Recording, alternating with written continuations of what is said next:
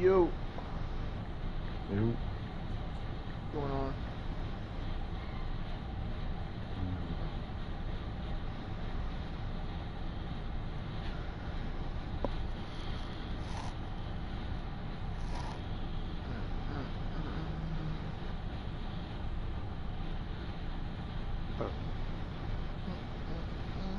With Realtor.com's Draw on Map feature, I can finally escape Pennsylvania.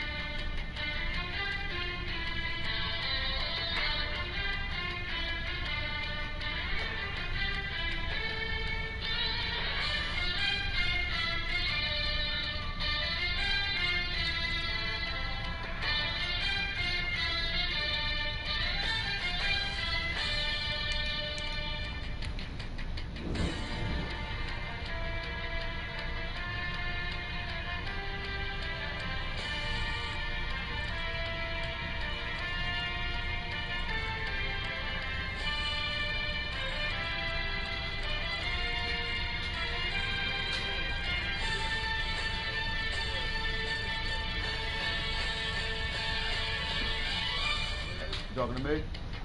What'd you say?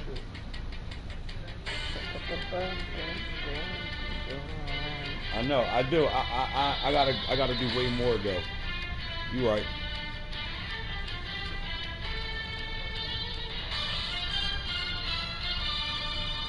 I was having a moment.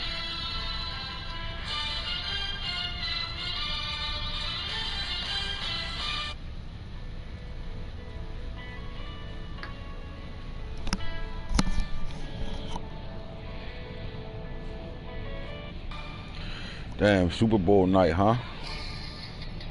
Super Bowl night. Fucking, the kid that had the Bengals in my division in Game of Thrones. Who? That kid that had the Bengals in my division in Game of Thrones. The one I had kicked out the league. I brought him back. Yeah, he made it to the Super Bowl.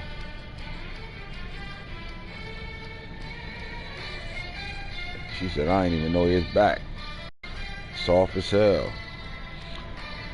Man, we got a lot of talk to talk. People doing unnecessary shit as always, and people doing shit as always. Simple as that. Stop the presses. First of all, Super Bowl weekend, the most highly anticipated game of the year, season, whatever. The Bears will meet the Chargers in the Super Bowl. This is Super Bowl 60, the right to lift the Lombardi Trophy, man. Clamp, you, coach of the year, taking his Chicago team to the Super Bowl. Where's the Super Bowl being played at, man? Can I go find that? Can I go to the schedule and find where they playing at? Yep.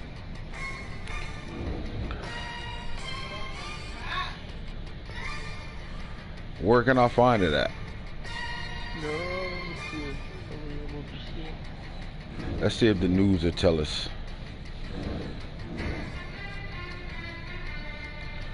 Let's see if the news will tell us where the Super Bowl man played at.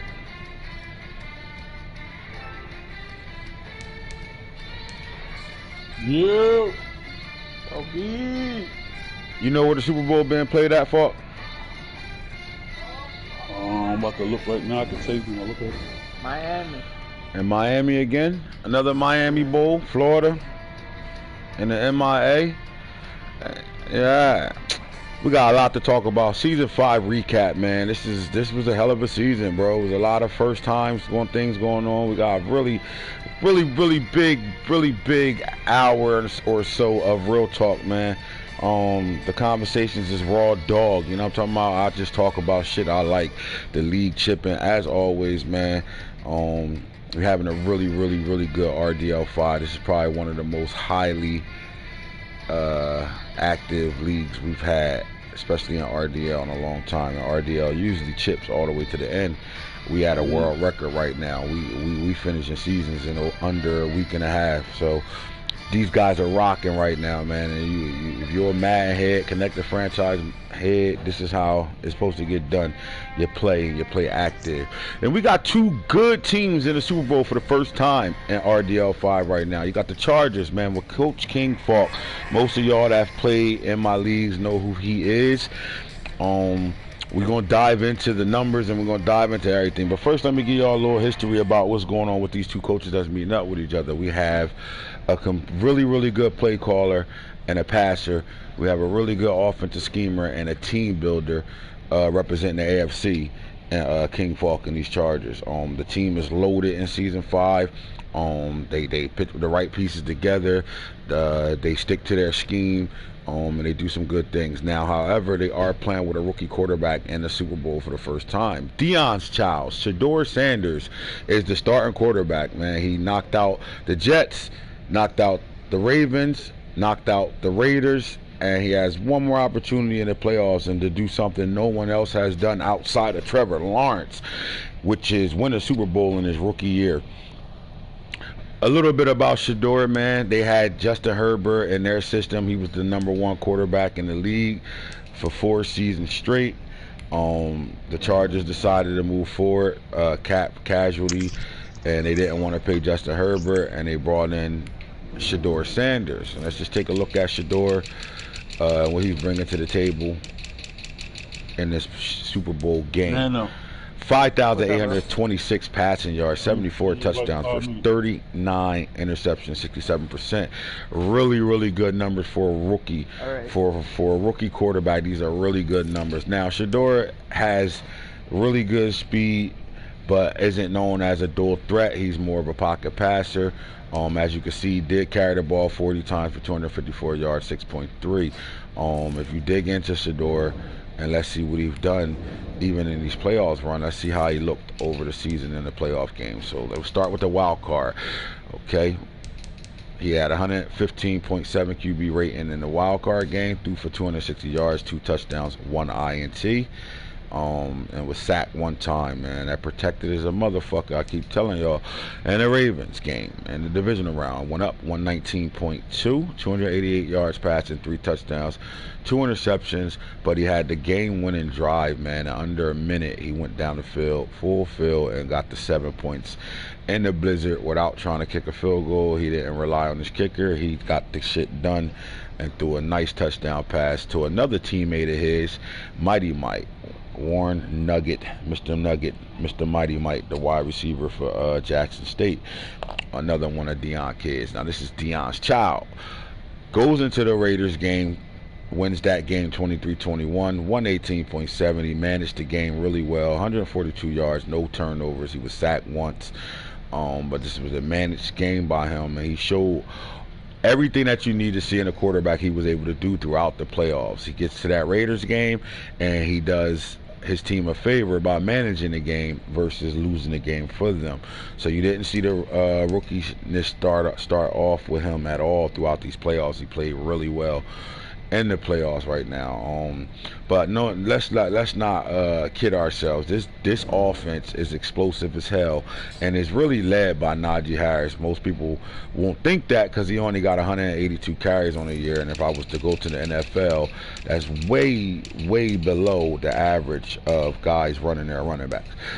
As you can see, we got guys that almost got 300 carries. You know what I'm saying? So that 182 is nowhere near the top.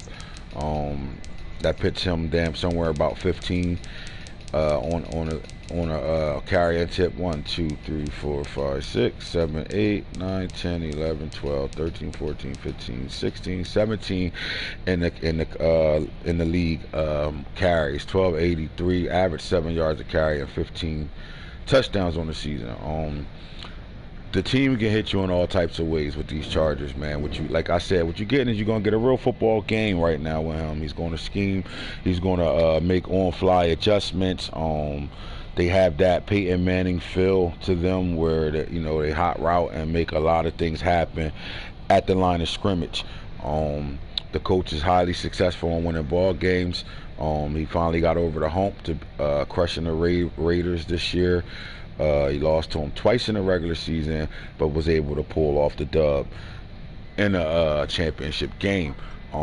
Weapons in this game, when you look at the Chargers again, their weapons are all over the place. They have a stingy defense. They had one of the top 5 defenses in the league, and definitely the top 5 offense in the league. Again, you got a 1,000-yard rusher with Najee Harris, and at the receiver level, you're dealing with 3 receivers that you got to worry about. When you look at the receivers for the Chargers, you're dealing with speed kills. Simple as that. All 3 of these receivers are blazers. So you have to really scheme well on defense to better stop these guys. As you can see, 2 of their top receivers got 23 and 24 touchdowns, and their 3rd receiver has 17 on the season. So you got to really stop this offense. They can do it from anywhere on the field. They can score from anywhere on the field. They can put drives together. If you get into a football game where you got to call good plays and things like that, you're playing into this offense hand, because they will dot you up, and they can also get a ball to their big athletic running back, who's one of the top tier running backs in the league for sure. So this Chargers offense coming into this game is highly explosive, and we should see some points scored in this game. Defensively, when you look at these Chargers, they have top players at each position right now, man. When you come down to the D line, they have three D linemen. Then they got the veteran Khalil Mack, who produced for them 8.5 sacks on the season as well. But their D line starts with the 3 we're gonna see. Patrick Falk is the #1 D tackle in the league. He hasn't had a season under double-digit sacks. Chris Rump, the Duke brothers, and Vicky D, both these guys off the edge are assassins. They do really good things. They can put a lot of pressure on your quarterbacks. This game's going to be interesting because both quarterbacks have the protected trait on them. So in this game, getting to the quarterback, you're going to have to try to find a way to deliver some pressure outside of just letting your guys be dogs and match up with the O-line, because as we know, protected is one of the OP traits that the game allows, where it really gives your quarterback extra time to throw the football at a high rate. But then on defense, you got to deal with Patrick Falk with his style of play, man, and he's unlocked now to superstar. And with that being said, he has that superstar X factor on him, where he can do some things and put you in a situation up front, because he's going to block shed a whole lot to get in the backfield. He's not a guy that stuffs up the O-line and put him in situations where his linebackers make the tackle. He makes the plays himself. So we're going to deal with that. Then you go to DBs. Speed kills is the name of the game. They drafted one of the fastest corners in the league, Isaac Taylor-Stewart. This guy runs a 4.24 blazer. He has 6 picks on the season. They are the name of their game in their secondary is speed kills, and they lock up man and man, and you have to be able to find matchups, who you're going to beat. They can run with any receivers in the league. This defense is pretty solid, and they're led by J.C. Horn, the #1 corner in the league. So it's a tall task for the Chicago Bears, man, to be able to deal with this team offensively and defensively. But we're not stopping there. Let's talk about the other team, the 16-0 team that's looking to try to complete a 19-0 season, and that's the Chicago Bears. A young rough, man. We're getting that complete different style players right now. So again, I call Falk one of the he brings real football experience and calling plays and things like that. He makes the game play look like how real football really looks. And I'm not saying that the Bears can't do that, but he's known for that. I gave it the nickname of the Mutt and Go offense. He's again the only person that's able to bring all that YouTube shit and the Mutt shit into our league and really be successful with running the Mutt style of offenses. You know, those things that you see when you go to the YouTube channels. They're not showing you shit for franchise mode. They're showing you shit for, you know, online games and the Ultimate Team. Well, he's done that. He does it at a high level. You're going to have to always make up for some of the things that he's going to learn real fast. He got so many different things he can do that he brought to the game and made it his own from YouTube. And, you know, we frowned upon it sometimes, but why? The game is turned into that at the end of the day. Before you even join a league or even play your first game, most people turn on YouTube and find out what's the glitches and the glamours of YouTube and what are they doing to be able to bring it to their way. Well, guess what? He has that shit down packed, but he made it his own. So when you hear me say this, don't take it as a negative. We have to celebrate what he does, because it took him one season under these Bears with a team that he relatively didn't know. He has these guys playing in the playoffs. The same team that was under 500 every year is now sitting on top of the world right now, playing in the biggest game of their careers right now. Corey Stanley, the My Player quarterback, the story is here. Simple as that. Is it a coaching change that changes everything? Because as a rookie, he had a 51.9 QB rating, 56.4 in the second year, 75-72. Now that he has a new coach over there and a guy using taking care of this offense the way he should, 130.7 QB rating, 4,643 yards, 51 touchdowns. I mean, 18 picks on the season for a guy that throws the ball a whole lot. This is not a guy that's going to run the ball 25 times a game. He's throwing the ball around the park, and for him to only have 18 interceptions tells you how precise he is. Precision, man. The completion percentage, all that shit's really high. 69%. He toe taps, dots your ass up if you allow it. 12.3. So this quarterback is really playing at a high level right now, and it's putting itself in a conversation of, after one season with a new coach guiding this young man, is he a top tier quarterback in the league? Simple as that. And he's dual threat, but he doesn't use him as a runner, even though he's averaging 8 yards a carry. He doesn't really use him as a runner too much. He uses him to escape the pocket and do some things outside of the pocket. But he's mobile, and that mobile, he's looking downfield the entire time. Really good quarterback. So this matchup right now is two quarterbacks both played in their playoffs for the first time. Both of them are playing in the Super Bowl for the first time. Which one of them are going to have big kahunas this game at the end of the day? Is it going to be the rookie or the kid that's playing in his first playoff appearance, first Super Bowl appearance as a quarterback right now? He's having a hell of a year, which is going to make us forget about the seasons that he had where you're looking at situations like 51 interceptions versus 12 touchdowns, 38 versus 17, 36 versus 29, 32 versus 21. And at this point right now, 18 picks. That's probably league low out of starting quarterbacks that played all 17 games. This guy has thrown the less picks. I don't think nobody else has thrown under 20 picks that's played with their quarterback all year long. We do got some new faces in the game right now. You got Will Shipley, who's a rookie, who's had a hell of a year. 240 attempts, 12-13, 23 rushing touchdowns. EJ Smith is here. He's not the running back. He can run the ball, but he uses him in the passing game more than anything else. Tutu Atwell has became the #1 receiver over here, along with Justin Ross. So you got two really good receivers, one with blazing speed, and the other one is a pure, really good route running receiver who wins with the big plays. 50-50 balls, he goes and gets those higher than 50%. You know what I'm saying? 12 touchdowns here. You got a tight end that's getting involved a little bit. Brevin Jordan came over here late, so he do got a speed tight end to help with that bunch offense. And EJ Smith, man, if you fall asleep on him, he'll playmaker you to death with this receiver. Not only is the offense of Chicago pretty good, their defense stands up. You are not running stretch on this team whatsoever.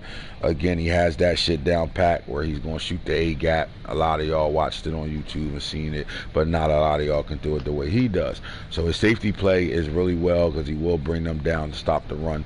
As you can see, 25 tackle for losses 20 from both the safeties. And then he's a click-on guy, man. Throw the ball up. If he got time, he gets to click on, and he gets to it. As you can see, Jeff Okuda's probably having the best season of his career with 11 picks. Derek Davis Jr. from LSU with 9, and then Tyson Campbell with 9. So you got guys that will pick the ball off. You got a whole bunch of guys that got 4 or more picks on this team. So this is a situation, man. You got a really good offense with good receivers that can throw the ball versus a really good secondary right now. This matchup is crazy, man.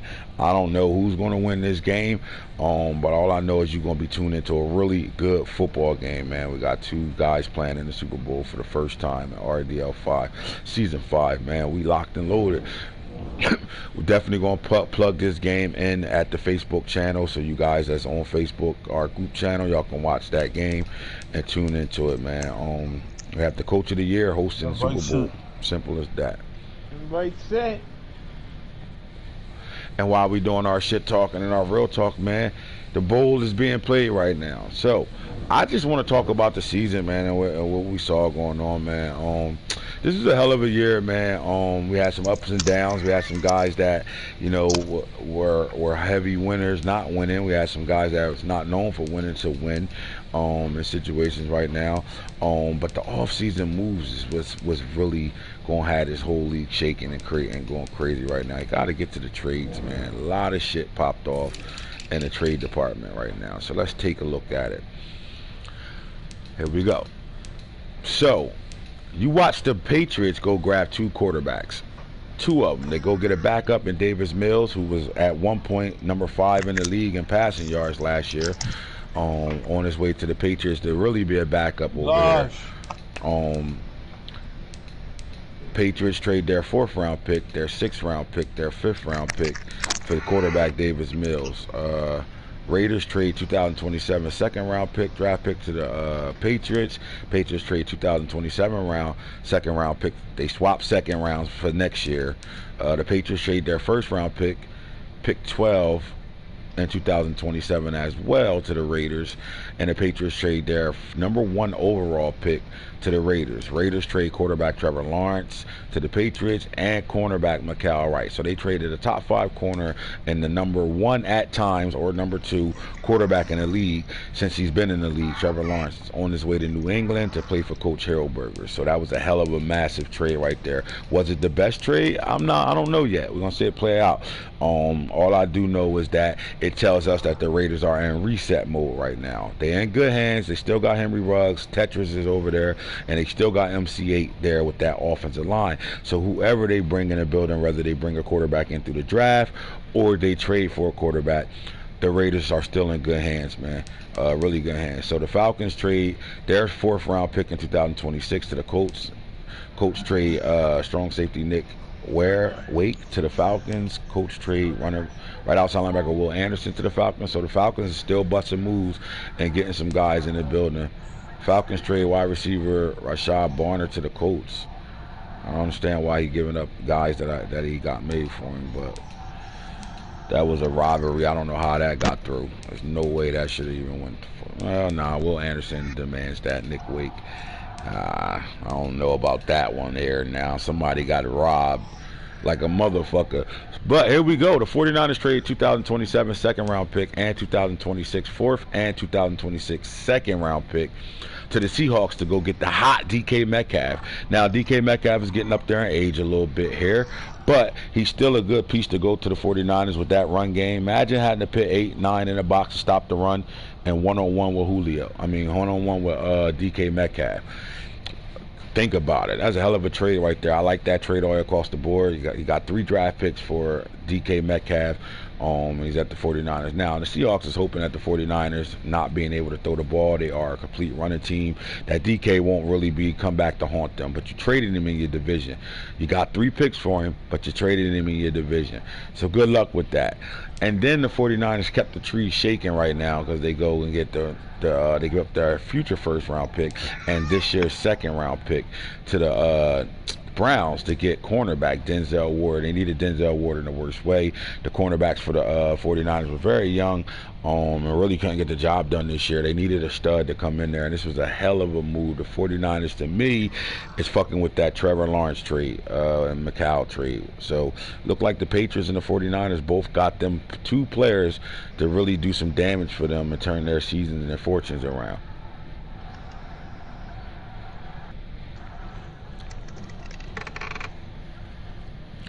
All right, so that was the trades that happened recently. Right now, we still got some things on our box. I'm gonna have to start paying attention to the trade rule chat, because I'm telling you now, I'm biased to how shit go, because I give up the house to get to the shit I want, and I'm seeing some shit going down I ain't liking just those moments just now, man. Fuck's going on with the Falcons? You're giving up guys that's really supposed to be game pieces to your team. I don't understand it, but I know my boy know what he doing. That's all I know. He went and got that dog. That's all he did. Simple as that. I hope we not going to make that receiving room crowded again. But here we go. Let's keep it moving. Let me talk about some of the shit that was going on during the year, man. The Jets won the AFC East. They haven't won the AFC East since, I think, year 1. They won it. They won it again back right now, man. And they did it with a whole bunch of players that was ready to go. You know what I'm saying? So I want to shout out the Jets right now in the season they had. Great season. They played a hell of a wild card game right now, man. And they doing it with their my player quarterback, Marcus Holmes. Now, in that situation, they got a situation going on right now, and I'm hearing George Pickens is on the block. I don't understand how this. See, what happens is this: you get in the league, guys look at receivers, and the first thing they see is 92 speed, and they don't realize the dog that you getting a steal for if you giving up a second-round pick for this guy. No one sees that. They only see with the speed. So he sits here as the hottest quarterback on the block right now. I mean, wide receiver on the block right now. Because you're ignoring everything else on this guy versus the 92 speed, and that's the problem why guys do the things that they do. Let's go back to the Colts and watch this move that they did, how they pulled this off and took over a receiver that shouldn't have been given up. 6'4", 194, 96 speed, 96 acceleration. You go get your dog, a really good receiver that I would have thought would have been a person that you wouldn't replace for the Falcons. In my opinion, unless they looking to go at your wide receiver in the draft right now, but they get them a really good, another big body receiver. Seem like they really like the tall guys to throw it up to. But then we starting to get a little situation right here. And I'm the coach. I'm looking to get rid of somebody now, because we getting right back to what we looked like last year. So might be some guys over here. If you're looking for a receiver, man, you might better come over here and steal a guy over here. Terry McLaurin could be a nice little trade for somebody to get them a veteran receiver with really good speed, 99 doubt and all the attributes, and get you a steal where you're not giving up a high draft pick, and get you a guy that you can plug and play for the next 2 to 3 seasons with no issues. Especially now that they got this kid Rashad Barner. Yeah, so that's that, man. What else going on over here? Who else busting moves? Looking to bust some moves. We'll talk about the guys that got the top 10 picks right now. I think the Raiders are now at 1 right now. So what does the Raiders do? Let's look at their roster. They got the 1st and 12th pick of the draft. And here we go. So Jalen Jones, as much as he like, oh my God, he got the news, his phone alert went off. Yo, they traded Trevor Lawrence, and his girl sitting next to him and his boy sitting next to him like, bro, you about to be the starting quarterback over there and shit. And he souped as a motherfucker. We know that ain't the case. They gonna bring a quarterback in right away, and Jalen with that 79 overall is gonna have to work for that starting job if he's going to get it over there. But they got 2 first-round picks. Where do they go right now? They still locked in Michael Carter right now. They are not attached to Max Borgi. It's another running back that could be on the block for somebody that needs them as a little speed demon that can catch the ball at the backfield. Henry Ruggs, Tetrick McMillan, in my opinion, they got their 2 receivers. They don't need 6, 7 receivers on their roster when they only going to throw the 3 of them, 2 of them at the max. You know what I'm saying? Like, guys got 50 fucking receivers for no reason. They have their tight end. He's an animal. Their line is well put together. So what happened was they lost a quarterback in the corner. I think they got good corners over here, but if I'm them, I'm probably looking for a dog corner in the draft. Their safety plays really well. So I will start with my first 2 picks is replacing the players you got rid of.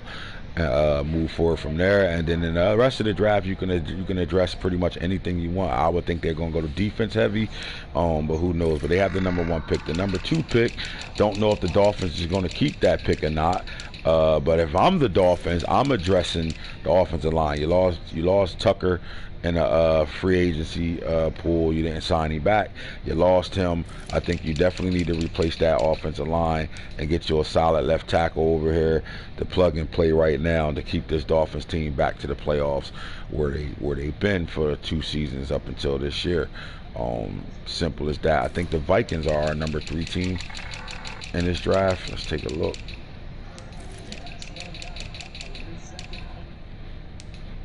Yeah, they got the #3 pick, and then they got the #3 pick in the 2nd round.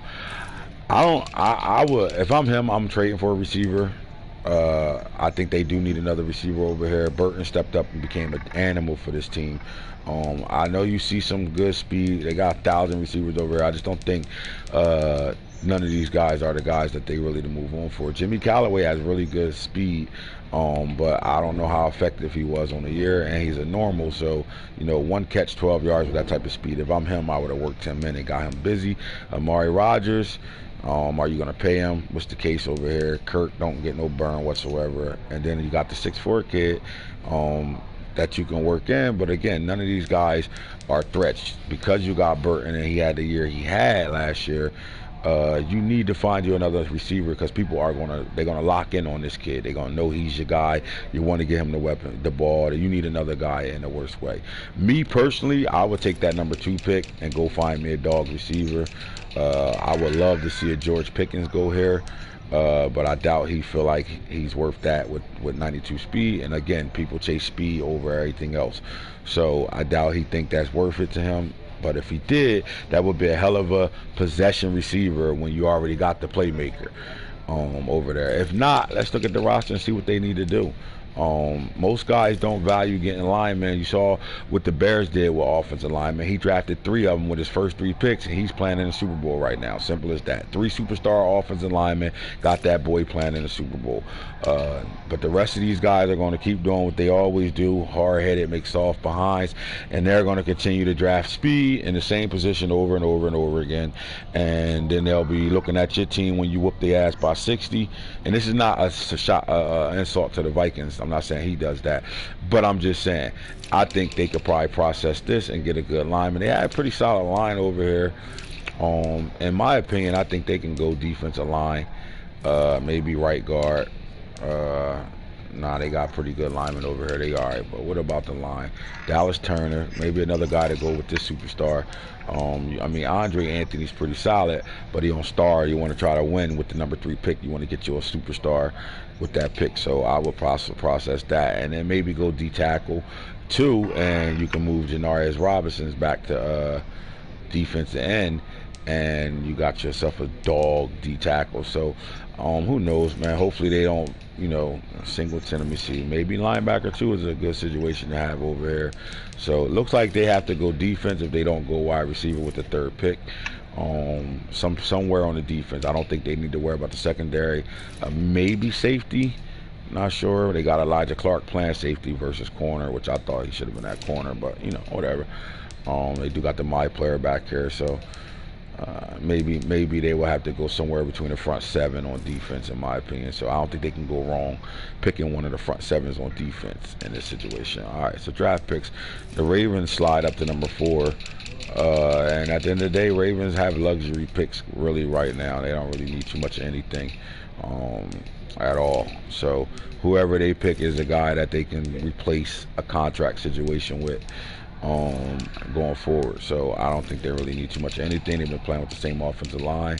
They're kind of really good at DN, superstar here, 2 X factors on his D line. They still got Oway here, so D tackle pretty solid. Again, yeah, we got to give Nair Graham a chance to play outside linebacker for us. So really, they don't really need too much of anything at all.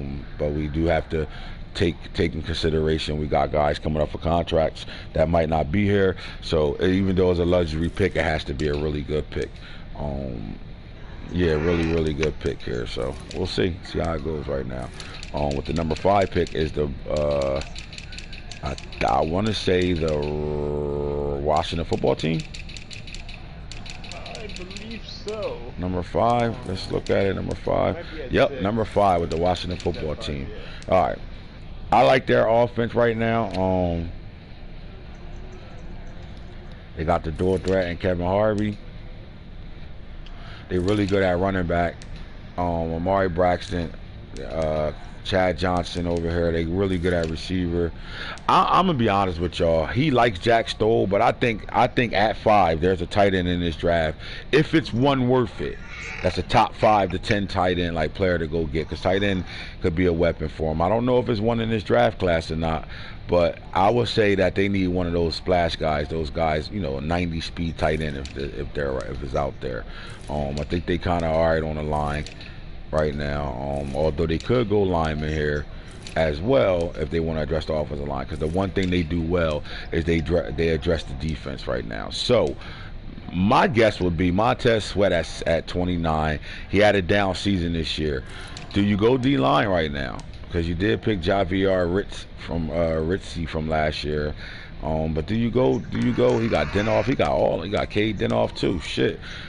I still think they can go right there with 5 and go get a dog at defensive end, and I think that's where they should go. D tackle is possible. They did pick up Tommy last year.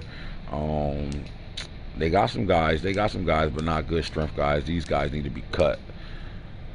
Yeah, all of them guys. So you got Payne at 29.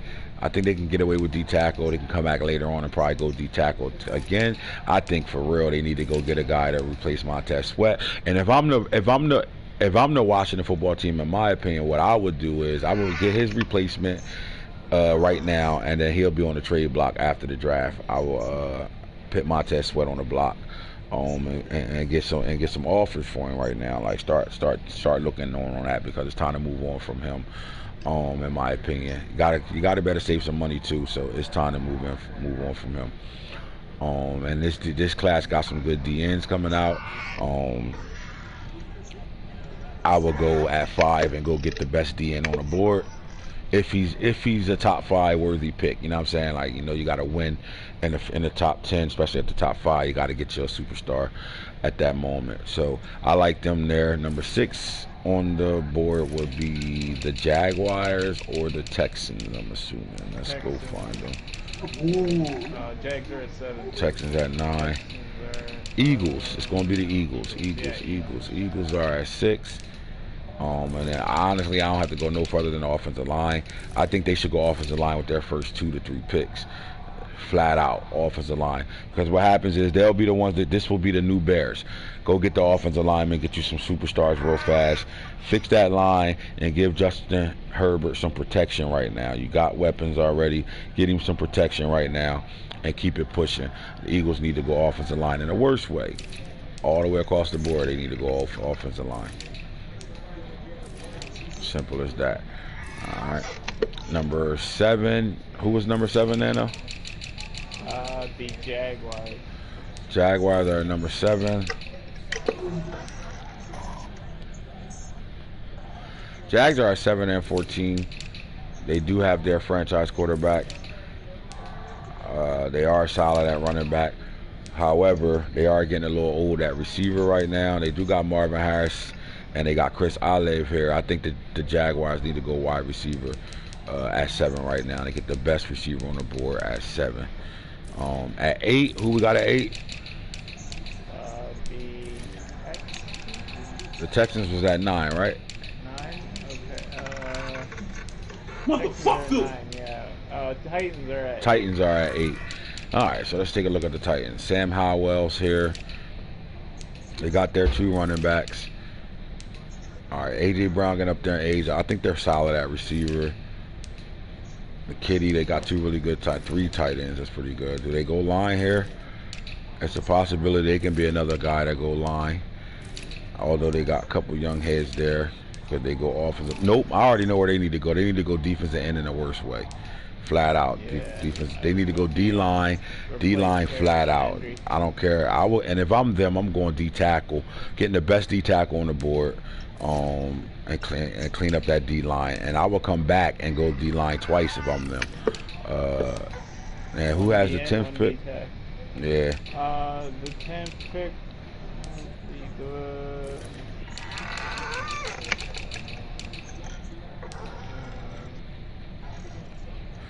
At 9 is the Texans. As you can see, they solid at running back. They're pretty good at receiver with these 3 kids right here. Hudson Henry. Packers have the 10th pick. All right. As we can see, I will go off. Here's another team, in my opinion, that should go offensive line. They need to go get a left tackle, flat out. Yep. Another team that should go offensive line. We should see 3 teams picking O linemen in the top fucking 10 this year, man. I know that's impossible. It's not going to happen because these guys, everybody chase speed and skills positions versus what they need, and this is the reason why they're picking in the top 10 every year. Now, here we go. We're looking at the Packers with the number 10 pick. So what they did was they rolled it out with Jordan Love, because I heard Jeff Simmons is on a block right now. And I'm hearing it's the Kansas City Chiefs look interested in Jeff Sims. They ready to move on from Patrick Mahomes right now, which is solid. I think they got a whole bunch of running backs that can play by committee over here. However, if they can't get Devontae Lee going, I think they will be good to go get a receiver at this spot right here to go along with Humphreys over here. Even though they got some guys over here with good speed, I think they need that alpha male. You could bring in another superstar at 10 at receiver to go along with John Humphreys right now, man. You need that guy to get on X Factor. These guys, so you got one superstar receiver over here, where guys got 3, 4 of them at times. You need to bulk up this situation. Not saying you don't got good receivers here, but to get a superstar is a game changer over here, man. And as well as John Humphreys has played, I'm surprised he didn't go up yet.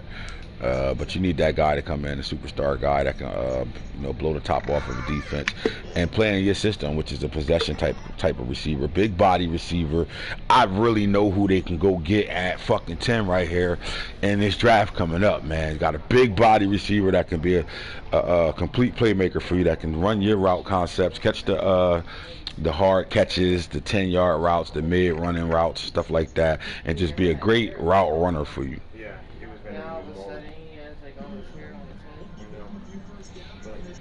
That's your top 10, fellas. That's your top 10 right now, man. We got some guys, man. We got some guys in the league that, having Hall of Fame careers right now, man. That we want to see, the next step out of them right now, man. Lamar Jackson and my team, man, the Ravens. I thought we took a step this year forward with the offense and getting these guys to play as a unit versus having individual situations popping off. But let's take a look at the NFL and where guys are amongst the league right now. All right, so Russell Wilson, Patrick Mahomes are still in the league as the older quarterbacks that's played numerous seasons. Justin Herbert has been playing since 2021. He has 27,302 yards. So since we started to actively playing games in the league, he's the throwing for the most yards. Lamar's right behind him, but Lamar does have those 2 years, so I would say Trevor Lawrence is there. Then you got Kyler Murray, Garantano. I'm only going to talk about the quarterbacks that haven't been in the league longer than when we come right here. 6, 7, 8 years. Lamar, you can count him from 21, so that drops him some because he's played. His numbers started counting from, I think, 19. 18. So 18, 19, they're not his stats. Take those away, and then we're looking at these.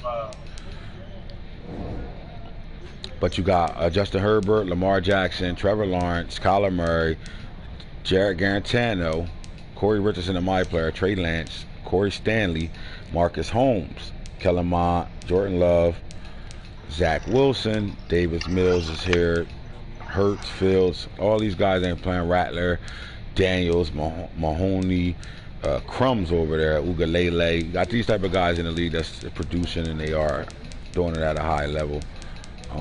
Touchdown since 2021.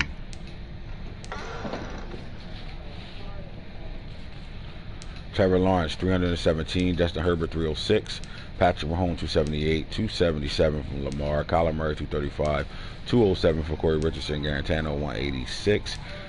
Prescott, we're not going to count them. Trey Lance 159, tied with Davis Mills 159. Rushers in the league right now. No one's running the ball more than the kid over there. Let's look at yards. So Michael Carter is leading the entire NFL with 11,933 in a short 5-season career. J.K. Dobbins 9,433. Travis Etienne 9,280. So after this season, they'll be 10,000-yard rushers. McCaffrey, Najee Harris could possibly be a 10,000-yard rusher after this season. Jonathan Taylor, we got Dowdies, Trey Sherman, Lamar Jackson 6,000. Will he finish his career with 10,000 rushing yards? Now touchdowns. Michael Carter 177, Travis Etienne 123, Nick Chubb 113, 107 from McCaffrey, Najee Harris 106, Derrick Henry 106, Jonathan Taylor 104, J.K. Dobbins 92 on his way to that 100, Lamar Jackson 75, Journey Brown 68, Master Teague 65, tied with Trey Sherman.